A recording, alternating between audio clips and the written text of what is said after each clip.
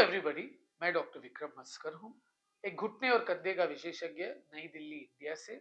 और इस वीडियो में हम बात करने वाले हैं, गर्मी तो आ गई है, तो इस गर्मी में कभी कभी घुटने का दर्द ज्यादा भी हो जाता है। तो इसके लिए हम क्या क्या वर्कआउट या एक्सरसाइज कर सकते हैं। तो पहले हमें समझना चाहिए किस किस तरह के दर्द हो सकता है आपके घुटने में। तो दर्द दो तरीके का होता है। एक दर्द होता है जब आप चलते हो, फिरते हो, काम करते हो, जब लोडिंग होती है घुटने में, तब दर्द होता है। रेस्ट पे कोई दर्द नहीं होता। दूसरा होता है रेस्ट पे भी घुटने में दर्द होना। ना इन दोनों में सबसे बड़ा अंतर यह है कि जब मूवमेंट में ही दर्द हो रहा है तो कुछ मैकेनिकल प्रॉब्लम है। मैकेनिकल मतलब कुछ पुर्जा टूटा हुआ है, कुछ सॉफ्ट टिश्यू जैसे मेनिस्कस, लिगामेंट इत्यादि में चोट लगी है, या कुछ अटक रहा है अंदर की तरफ, या चिकनाई जो है ये खत्म हो गया है, जिसे हम आर्थराइटिस बोलते हैं। अगर रेस्ट पे भी दर्द हो रहा है मतलब अंदरूनी कुछ ना कुछ सूजन या इन्फ्लेमेशन हो रहा है।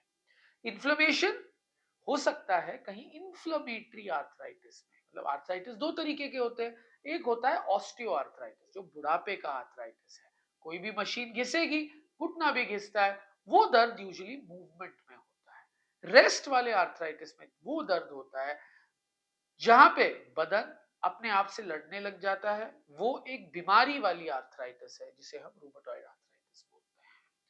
या कोई भी अंदर की तरफ यूरिक एसिड बढ़ने के वजह से या कोई इंफेक्शन इत्यादि से भी दर्द रेस्ट पे हो सकता है। जरूर देखिएगा कि कोई लाली इत्यादि तो नहीं हुई है। अगर लाली हुई है तो हो सकता है ये कोई इन्फ्लेमेशन या इन्फेक्शन हो। तो जल्द से जल्द ट्रीटमेंट लीजिएगा। इसमें नी पेन का ट्रीटमेंट अलग अलग होता है। वो डिपेंडेंट है कि ये नी पेन क्यों हो रहा है।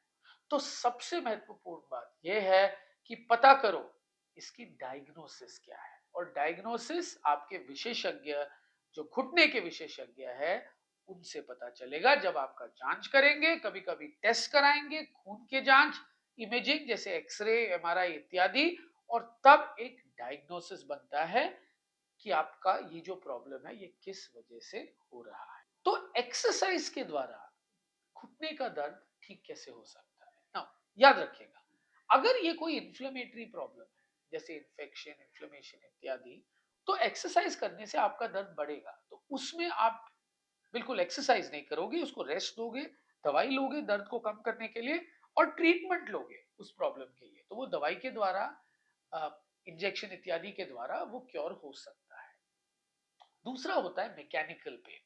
मैकेनिकल मतलब आइदर एजिंग का पेन, जहां घुटना घिस रहा है, या कोई चोट लगने की वजह से अंदर ना। अगर वो चोट है तो वो चोट को सही करना पड़ेगा। अगर कोई भी पुर्जा अटक रहा है, जब तक वो अटका हुआ पुर्जा निकलेगा नहीं तब तक दर्द होता रहेगा। अगर कोई लिगामेंट टूटी है तो हो सकता है इमरजेंसी ऑपरेशन ना हो। जब तक ऑपरेशन की नौबत ना आए तो आपको अपना जो मांसपेशियां हैं उनको मजबूत रखना पड़ेगा। तो जब भी कोई दर्द होता है, पहले चीज होती है आप वो पुर्जे को इस्तेमाल नहीं करते।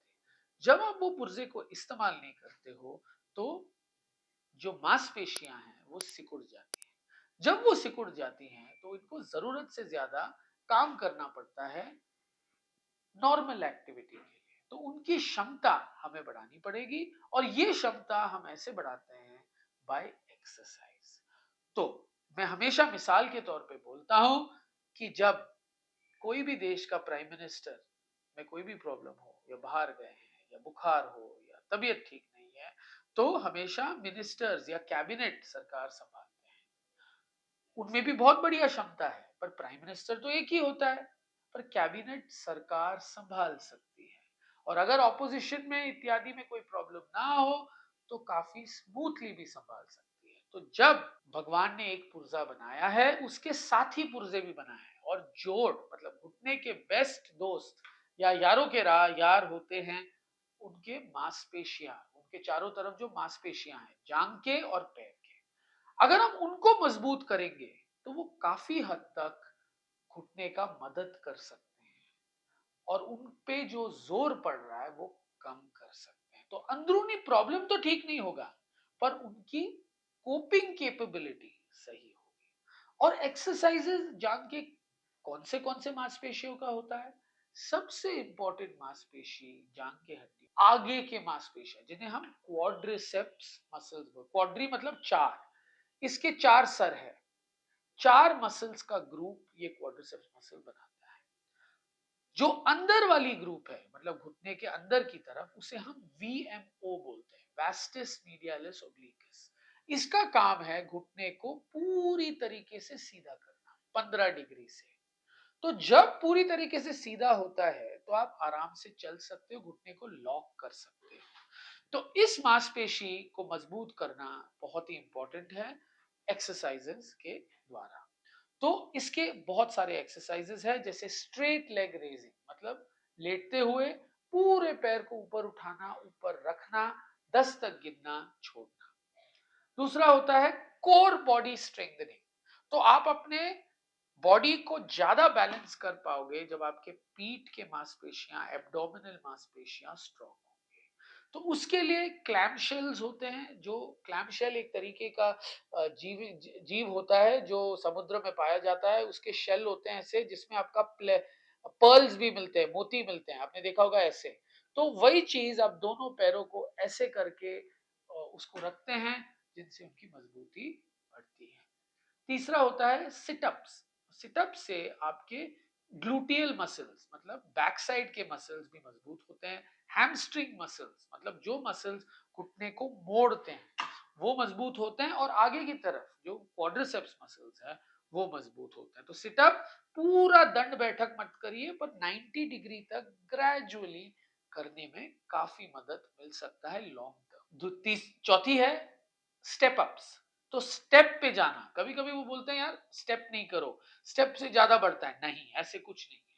जब आप जानते हैं डायग्नोसिस डिजेनरेशन है या एजिंग है, तो स्टेप्स के द्वारा हमारा मेन महत्व है कि हम मांसपेशियों को मजबूत करें, वो जांग के मांसपेशियों को मजबूत करें। तो स्टेप अप एंड डाउन। तो अगर आपके घर में स्टेप्स नहीं है तो एक स्टेप आप रख सकते हो लकड़ के, एक स्टेप ऊपर, एक स्टेप नीचे, एक स्टेप ऊपर, एक स्टेप नीचे। इससे आपके ग्लूटियल, हैमस्ट्रिंग, क्वाड्रिसेप्स मसल्स काफी हद तक मजबूत हो जाते हैं। मुझे उम्मीद है इस वीडियो से आपको इस समर में क्या क्या एक्सरसाइजेस आप कर सकते हो उसके बारे में काफी जानकारी मिली है। अगर आपको मेरा वीडियो पसंद आए तो please like and subscribe to my channel and please follow me on Instagram. Thank you.